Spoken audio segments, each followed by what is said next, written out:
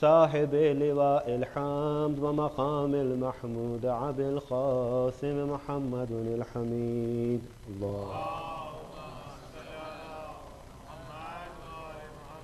وعلى أخيه وابن عمه وخليفته من بعده وقائد الغر المحجلين ياسر الدين إمام المتقين أمير المؤمنين علي بن أبي طالب.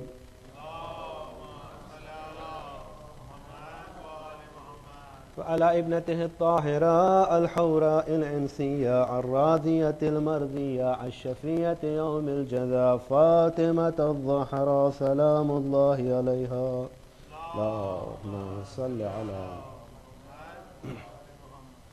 وعلى سبتي رحمة وسيدي شباب أهل الجنة الحسن والحسين. اللهم صل على أئمة المسلمين علي بن الحسين ومحمد بن علي وجعفر بن محمد وموسى بن جعفر وعلي بن موسى ومحمد بن علي وعلي بن محمد وحسن بن علي وحجة القائم المنتظر المهدي. اللهم صل على محمد. حججك على عبادك وعمنائك في بلادك. اللهم سهل منهجهم وعجل في فرجهم وجعلنا من محبيهم ومواليهم وشيعتهم.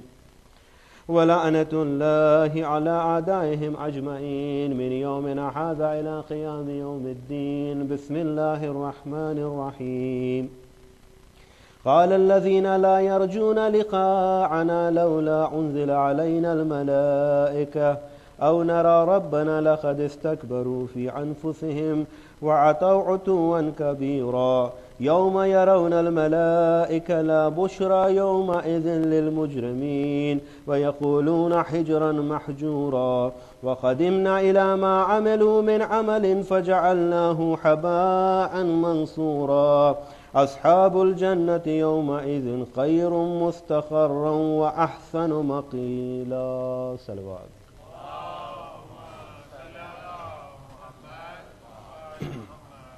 I begin in the name of Allah, the most beneficent and most merciful. I thank Allah subhanahu wa ta'ala for granting us this tawfiq that we are sitting here and doing the azaa of Sayyid al-Shuhada.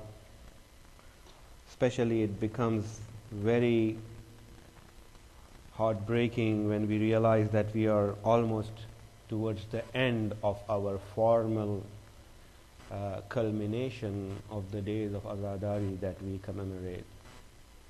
But if you recall, for those of you who were there on that program called Yad just before the beginning of the holy month of Muharram, I had mentioned that how I have seen where our majority brothers and sisters live the coming of the azaa of Imam Hussein, but I have never seen them sending Imam Hussein off. They don't send Imam Hussein off. Imam Hussein should be in our hearts. Imam Hussein should be in our actions. Our actions should be the manifestation of what we have learned, especially in this intense routine that we had, especially in this last 2 months. Because the first level where we stand as Muslims, or even for that matter as mu'min, most of us have accomplished that level, but we still do not find that upliftment. We do not find our iman, our faith elevating higher, or you could even say our iman has become in some form stagnant and it is not moving upwards. And what we need to do is ensure that we work towards a program that would enable us to enhance our iman. When I say this, I would begin with the saying of Imam Hussein, but I also wanted to tell you the overall subject of my discussion, this Muharram and this Safar that I had been on Tabligh, that I was looking towards those obstacles that become obstacles for enhancing our Iman. While we are doing everything that we need to do, how come our yesterday is not different from our tomorrow is not different from today, or for that matter, how we are moving forward in life and yet we do not find ourselves progressing spiritually? We find those of us, a lot of you here are mashallah young, but as years have passed by, you have seen a lot of development within yourself, a lot of physical development. You were a child and then you grew up, and as you are growing up, you see a lot of change in you. But are you seeing that sort of spiritual change in you also as you're moving forward or not? The question that I have is this. And for some of our older friends who are here, older not in the sense of the word old, just who have been here for longer, that they have come here, a lot of them have come here as immigrants and to this country for higher education, and they accomplished their goals. And then when they started, everyone has a story to say. If you ask them, they would definitely say, you don't realize how much struggle I had to go through when I was here. There was not a single center, and we were so involved just trying to find 2-3 people so that we could come together and do the Azadari of Imam Hussain. And there are so many stories that our generation who has been here long enough could share with us. And then they will also talk about how they came into a studio apartment and how things changed for them.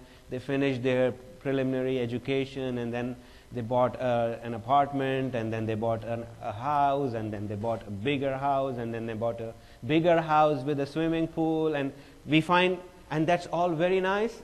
All of us who are aspiring to excel in the life of this world, it's a very good thing. I'm not promoting that we discourage that, but the question I have is it the way we were financially, the way we were physically progressing as the time passed by, is our Iman also progressing like that? Are we spiritually also progressing, or our spiritual state has stagnated? And if you talk to people, you'll say, yeah, when I was in Karachi, I was in Hyderabad, I was in so many places, when Azadari Muharram would come, my hall, my station, my situation would be different, but I don't find that to be the same myself here.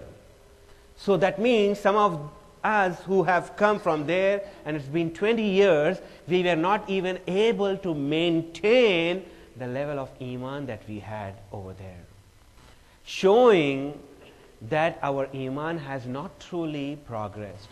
Our spiritual state has not truly progressed.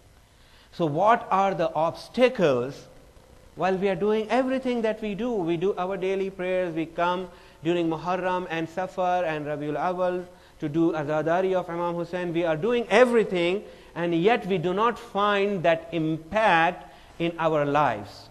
What would it take for us to go to the next level of Iman? Are we working towards that direction or not? And if not, we need to find out what is the cause. And here I am going to share what Imam Hussain had to say to those people who had called themselves to be Shia, to those people who had invited Imam Hussain, who had signed and invited Imam Hussain to come to Kufa, and then they betrayed. Please recite a salawat.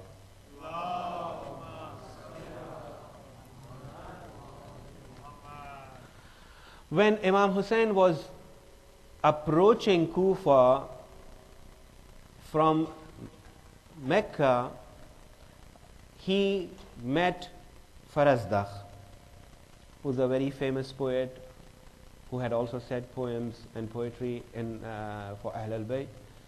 And Imam asked Farazdakh, how did you find the people of Kufa? How is the situation there? So these are the people who had invited Imam to come and to be their leader and to guide them, and they had written letters in thousands.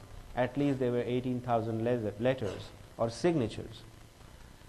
Farasdaq says, "Oh Imam, the news is not good. The news is that their hearts are with you. Of course they are. Their hearts are with you.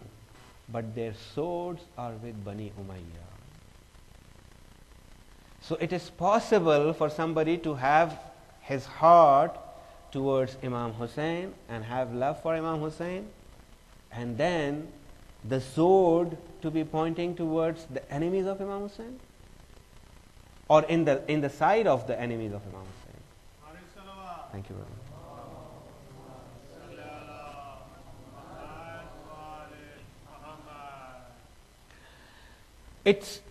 It's a statement from Farasdaq that we really need to contemplate, my dear brothers and sisters. How is it possible that our hearts could be with Ahlul Bayt and our swords, our resources, our energy could be with the enemies of Ahlul Bayt? So if we think and if we take it for granted what we have as the followers of Ahlul Bayt, then woe upon us to take things so lightly. Because these are the people of Kufa who have actually seen the Imam. Some of them had actually seen the Imam. Some of them had actually met the Imam. Umar ibn Saad, the commander of the army of Yazid, had played in his childhood with Imam Hussein. So these are the people who knew Imam Hussein and who he was. And they could see him from such a short distance. And yet their hearts are with Ahlul Bayt and their souls or their swords are with Bani Umayyah. So it is possible for us, obviously, in the light of what Farasdaq is saying, it is possible for us to have our hearts with Imam Hussein and to have swords pointing against the cause of Imam Hussein. It's possible. I mean, it's not one of those impossibilities. We find a category of people who had paid allegiance to Imam Hussein, paid allegiance to his ambassador, Muslim ibn Aqil, and then betrayed Muslim ibn Aqil, and now when Farasdaq is coming, Farasdaq is told, or Farasdaq tells Imam Hussein that their hearts are with you, O Imam, but their swords are with Bani Umayyah. At this point, Imam tells us the cause. What is the cause, my dear brothers and sisters? And this is a living proof of the wisdom of our Imams and how it is relevant even today in our lives also. The Imam says, "O Farasdaq, what you have seen is nothing but truth. You have surely said the truth, and that's how it is. The people of Kufa, their hearts are with us, but their swords are with Bani Umayyah." And then the Imam says, "Inna nasu abidud dunya." Indeed, people are the slaves of this world. وَالدِّينُ لَغْوٌ عَلَىٰ أَلْسِنَتِهِمْ. And their religion is a merely chatter of their mouth or their speech. It's only a function of their speech. يَحُوتُونَهُ مَا دَرَّتْ بِهِ مَعَايِشُهُمْ. And this speech and this religion that they possess only lasts while they are living comfortably, while their lives are in comfort and they have all the affluence and the comfort that this life could offer. فَإِذَا مُحِثُّوا بِالْبَلَىٰ. And when they are confronted and surrounded with calamities, خَلَّا دَيَّانُونَ.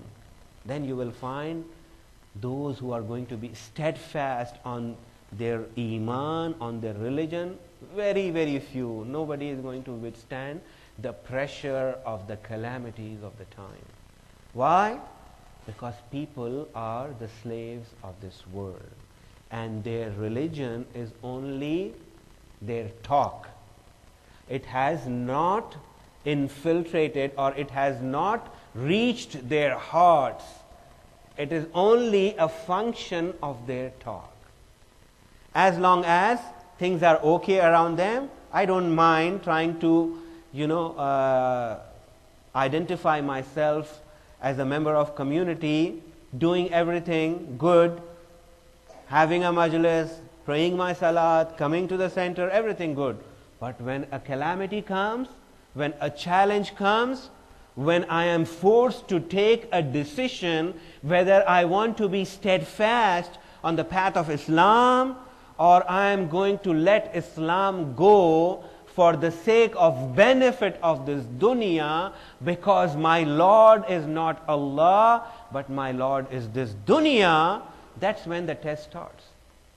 And when that happens, we are going to find only few who are going to withstand that test. Showing that although we are doing all this, we might be having our religion as a function of our speech. Maybe our religion has not reached to the depths of our soul, and as a result of that, while everything is fine, we are okay, but when there are calamities, we are going to shake away. Look at the people of Kufa. People of Kufa, when Ibn Ziyad comes to Kufa, how many did he had an army of 25,000 soldiers? No. Ibn Ziyad took a cover and presented himself as if he is Imam Hussein by making all those signs to give the impression to the people of Kufa that Imam Hussein is coming, by wearing an amama which the grandson of the Holy Prophet would wear, to ensure that people would think this is Imam Hussein and give him way so he could go all the way up to his palace. But the moment he got inside his palace, he knew he had nobody on his side to support but for 30 soldiers, 30, surrounding him and protecting him. And Ibn Ziyad would not dare leave his palace because he knew he would be killed. What did he do? He ensured that the propaganda machinery, the media that was available at that time, he knew the effective usage of the media. And he used that media to ensure that he could instill fear in the hearts and the minds of the people of Kufa to such an extent that they panicked and they sold their religion, they sold their iman, they sold their deen for the sake of this dunya. Ibn Ziyad did not go on rampage killing or anything like that. He only threatened the people of Kufa. He only said, if you are going to support, this is what I'm going to do. I'm going to do this, I'm going to do this, I'm going to do this. And that was enough. When the men had the courage to say, no, we are going to support the Imam, the women came out and they said, you want to make us, you want our children to be orphans? You want our livelihood to be gone? Are you out of your mind? If one person stands against Ibn Ziyad, he's saying he's going to kill the whole clan. So you want the whole clan to perish because the grandson of the Holy Prophet is coming here? No, we are not going to do that. We have a life. We have a job, we have a duty, we have a commitment, we have bought a home which is there to be paid off in the next 30 years. We are slaves of this world. We cannot go off and support the cause of Imam Hussein. We have to comply, and then we will come up with religious justification. We need fatwa. There is a mufti, Shurai, Qazi Shurai is there to give a fatwa so that everybody can sit in their homes. Now we have the fatwa also. So now nobody can tell us to do what our conscience is telling, what our heart is saying. We don't have to do that. Why? If we do it, we are going to go against our true Lord, and our true Lord is the love of this dunya. My dear brothers and sisters, our situation is not different than the situation of the people of Kufa. The circumstances, the means, the methods might have changed, but we are still riding in the same boat. And if we do not believe that we are with the side of Yazid, we are on the side of Umar ibn Sa'd, we are on the side of Ibn Ziyad, then merely our speech is not going to suffice. Our actions have to manifest our beliefs. Our actions have to show what we truly believe and truly affirm. If we are not doing that, then we are only deceiving ourselves and nobody else. Please recite a salawat.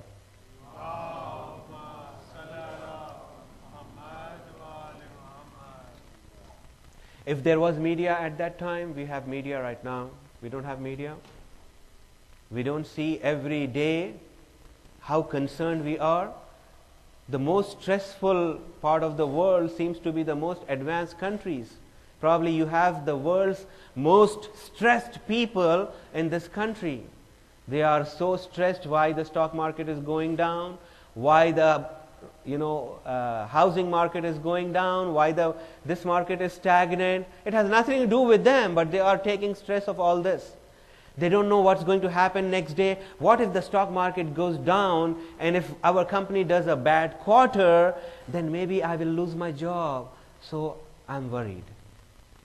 You go and look into the Muslim world, they don't have food on the table next day. In fact, they don't even have a table.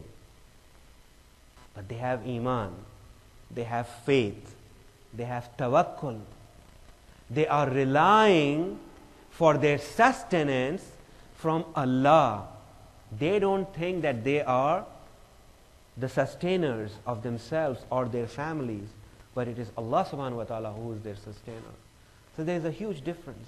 And we have all this stress because of the love and the attraction that we have for this world.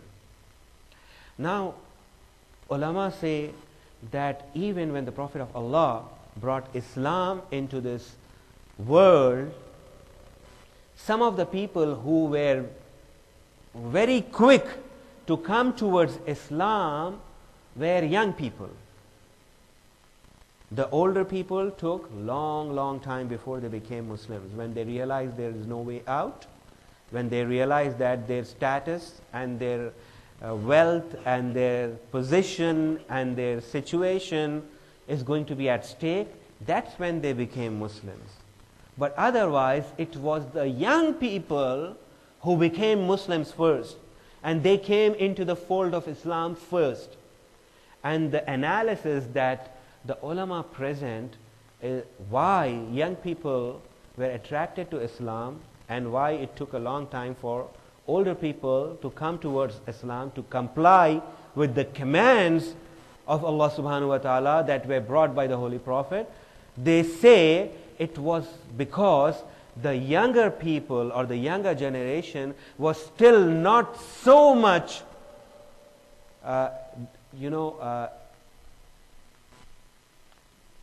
they were not completely drowned in the love of this dunya. They were just still beginning to know what life was all about. So what did it do? It made their iman like a clean mirror. It was a clean mirror, and when the Prophet came and stood in front of them, it reflected into their hearts. He reflected into their hearts, and because there was no other image by then, the image that was painted was of righteousness. Why? Because righteousness is intrinsic in our souls. It is the fitrah through which we know what is morally right and morally wrong. Because they were not so immensely attracted and they had not submitted themselves to be the slaves of this world, they were able to quickly come towards Islam. Whereas the older generation, they had so many things at stake. What if I do this? I could lose my job. My boss is not going to give me a good review if he knows I'm a practicing Muslim. You know, they are going to point fingers at us, and they are going to give racial slurs at us if we wear a certain type of dress. So therefore we should not do it. This is how, there are tons and tons of justification that we can bring, but we don't have time for that. What is this? There is something at loss. I have a job for 20 years. In next 5 years, I'm going to retire. You think I'm going to come forward and say this, or come in front of television and say anything that would upset my boss or upset my workplace? And most of these fears are only fears. There is no reality to any of these things, especially in this part of the world, which is not only saying that they believe in democracy, but they actually practice democracy. There is a lot of freedom in this country.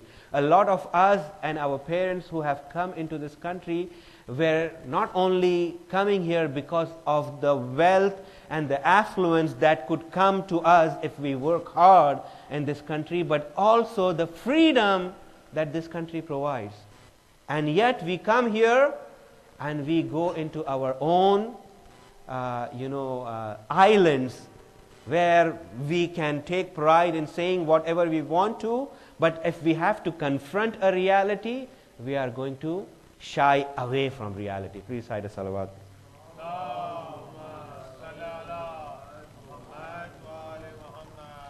So being abd of this dunya, slave of this dunya, is the greatest obstacle that stops us from getting closer to Allah subhanahu wa ta'ala. It is in the path of our ascension towards Allah subhanahu wa ta'ala. If we truly want to get closer to Allah subhanahu wa ta'ala, we need to reflect and see. And when I say, because I have given many examples, the young people should not think that they don't have the love of this dunya. Some of us would do anything to have the iPods and the iPads and their gaming devices that they have. Whether those devices are being played in their homes, or they are being played in the hallways over here, or even during the majlis. We are so, completely intoxicated with the love for this device as if we cannot live with it. This shows that we have the love of this dunya. If we don't, it should be, if we have it, fine, alhamdulillah. But if we don't, we are not supposed to pressurize our parents into getting all those devices. And especially if they are becoming a source or an obstacle even in your progress in this dunya. Some of us are so engrossed into all this that they are losing their grades, they are dropping off from the progress that they could have made by just merely wasting time on the internet, on Facebook, on Orkut. I don't know, there are so many right now. But just keeping track of who is saying what. So what? If you know, oh, here the weather is nice, I am chilling. Okay. And then somebody is doing LOL. And then my dear brothers and sisters, our life and every moment of our life that we have is an asset. The money, as the ulama say, is etibari. It is only an association. The wealth is just an association. I own $100,000, it's in the bank. That's it. But that I have no relationship, direct relationship. If somebody gets hold of it, it becomes his. It is not mine. But my time and my presence in this world is very, very limited. And if the thing that we are burning off is our time, and if we are not stingy, miserly, these are the words that we should not use. But when it comes to time, we should. that we are not conscious of our time, how we are spending our time, life would just go on. You talk to elders. How many years you have been here? 30 years. How did they pass? Can anybody recall? He could recall his 30 years of life in 10 minutes. After 10 minutes, he has nothing to say, because that's all he did. Everything else becomes a routine. So this is all we do in our lives. This is what we came for in this world, so that we can just be grazing like cattle in fertile landscapes? Or there was a higher purpose? Did Allah create us for a higher purpose? Or we were supposed to just be like those poultry chicken that are used only, who are fed and given good temperature control, good, healthy conditions, antibiotics, everything, so they stay healthy for how many weeks? 8 weeks.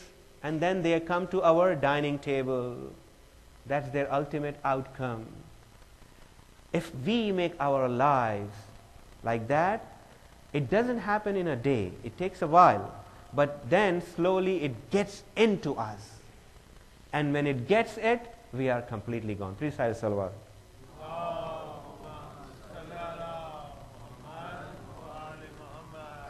I think we are running out of time. Let me give one or two examples from another hadith of Imam Hussain, where he's addressing those who are slaves of this world. Ya abidud dunya, O people who are the slaves of this world. Masalukum ka masalil khubur. Your example is like that, the example of a grave.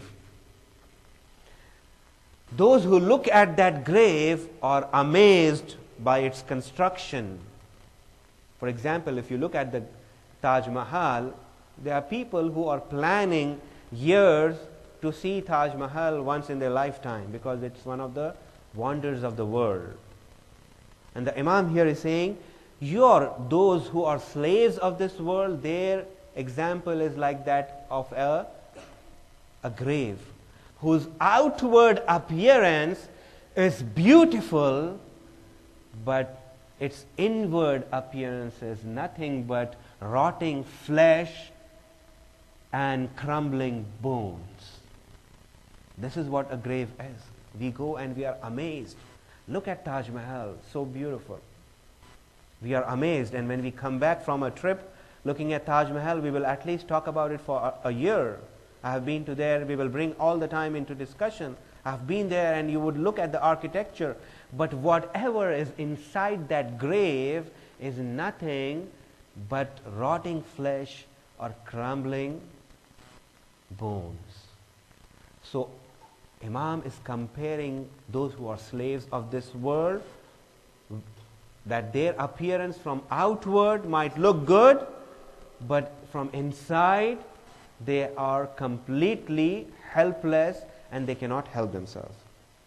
Another place, the Imam says, Ya abidud dunya, innama mathalukum ka mathal siraj, yuzi'u linnas wa yuhriqu nafsahu. O slaves of the world, indeed your example is like that of a siraj, a light which gives light to others, but in the process of giving that light to others, it itself annihilates. Because in the past there was no electricity, you would have light in the form of oil lamps or candle lamps, whatever the means were, the lamp itself would die. While the people are being benefited, the lamp itself would perish. Those who are the slaves of this world, they put all their energy, all their efforts, trying to build an empire for themselves so it could last forever. But when the time to enjoy it comes, they are gone, and somebody else inherits it. This is an example, mere example for us, but even if we look at those tyrants who had fallen right in front of our eyes, take Gaddafi.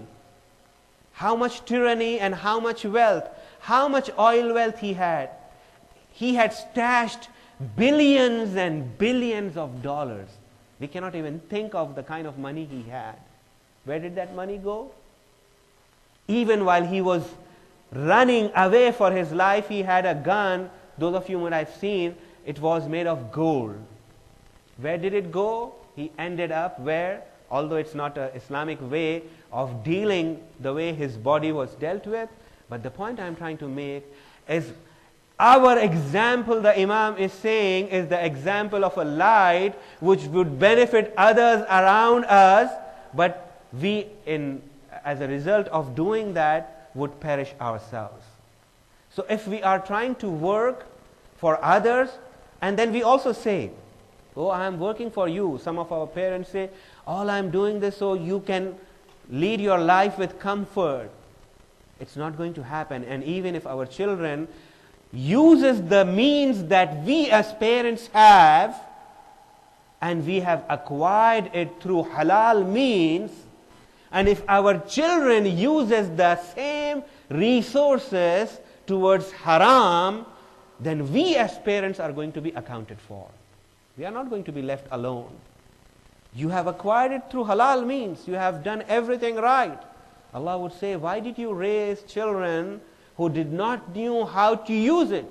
Why did you give them an opportunity to commit sin? You are responsible for that. So we have to, both as parents and as children. My dear brothers and sisters, if we are not doing this, then obviously we are not living up to the message for which Imam Hussein had given up his life. For which not only Imam Hussein had given up his life, his children had come forward. Qasim is saying that death in the path of righteousness is sweeter to me than honey. Ali Akbar is saying, oh Baba, oh my dear father, whether death comes to me or I go to death, when we know we are on the path of righteousness, it doesn't make any difference. These were the sacrifices, my dear brothers and sisters.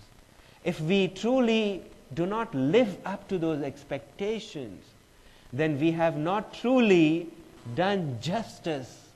When we say, oh Imam, Ya laytani kuntu ma'akum fa'afuza ma'akum. Oh Imam, in Ziyarat-e-Warisa we say, oh Imam, we wished we were with you so that we could have also attained success along with you. If that wish is true, when we say Ziyarat-e-Warisa, then it has to be reflected in our actions. And if our actions are contrary, if our actions are against the teachings of Ahlul Bayt, then we have truly failed to take our deen from our speech to our hearts. And our example would be of the example that Imam Hussein had mentioned of the people of Kufa, in an-nasu abidud dunya. My dear brothers and sisters, this deen has not come easy to us. Imam Hussein not only gave Ali Akbar, Imam Hussein not only gave companions like Muslim ibn Awsaja, who were so old that they could not fight a battle, and yet they came out in support of righteousness. Our deen did not come to us cheap, my dear brothers and sisters. Imam Hussein had to give his 6-month-old baby Ali Asghar. Ali Asghar was also sacrificed in the path of Islam, in the path of saving righteousness from falsehood, so that our children could be raised in the teachings of Islam. My dear brothers and sisters, we have already culminated the Arba'een of Imam Hussein, and we have already talked how Imam Hussein's family had returned on the day of Arba'een to Karbala. When we see the Ahlul Bayt getting there, what do we find?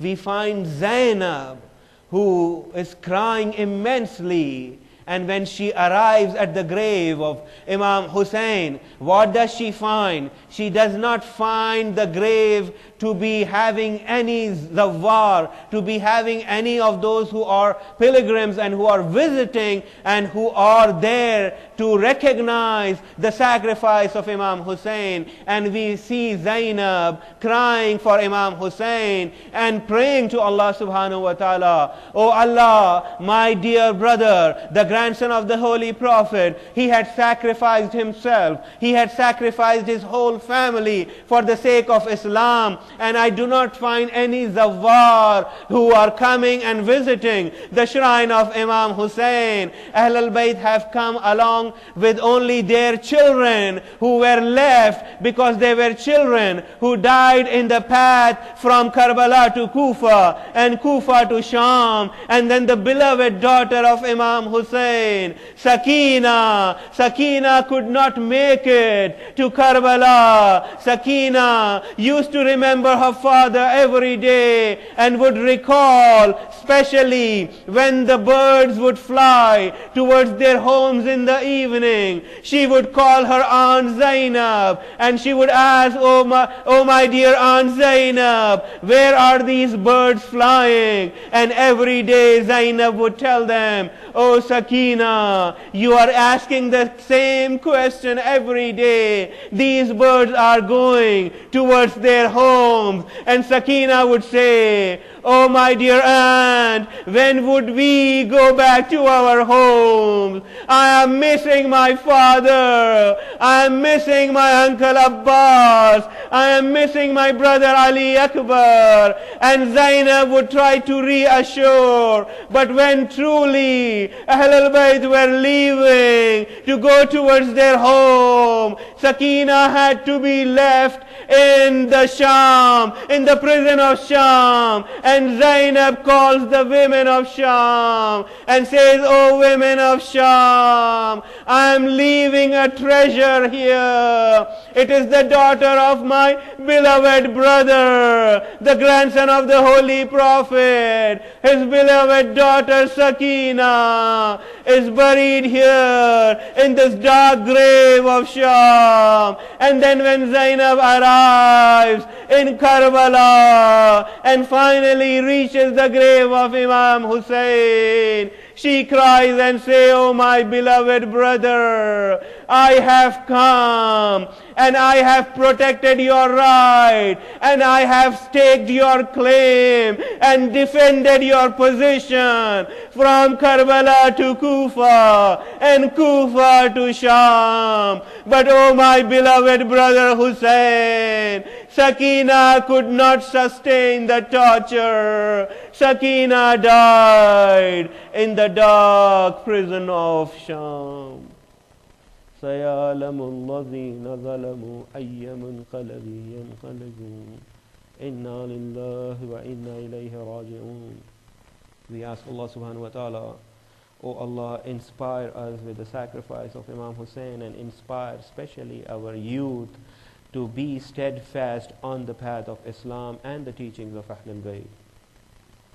We ask Allah subhanahu wa ta'ala to cure those who are sick in our community, especially those who had specially requested me or asked me to pray for them. We ask Allah subhanahu wa ta'ala to hasten the reappearance of the Imam of our time. We ask Allah subhanahu wa ta'ala to make us the true followers of the Imam of our time. We ask Allah subhanahu wa ta'ala to ensure the sustenance of Muslimin are given to them with honor and dignity, and they are not at the mercy of kuffar and mushrikeen and the enemies of Islam. We ask Allah subhanahu wa ta'ala that wherever Muslims are living, that their life and their dignity and their honor is safeguarded. Please recite a Surah Fatiha for the marhumin of all those who are present tonight in tonight's program. Bismillahir Rahmanir Rahim. Alhamdulillahi Rabbil Alameen. Ar-Rahmanir Rahim. Maliki Yawmiddin. إياك نعبد وإياك نستعين اهدنا الصراط المستقيم صراط الذين أنعمت عليهم بسم الله الرحمن الرحيم قل هو الله أحد الله الصمد بسم الله الرحمن الرحيم قل هو الله أحد الله الصمد بسم الله الرحمن الرحيم قل هو الله أحد. اللهم صل على محمد اللهم صل على محمد اللهم صل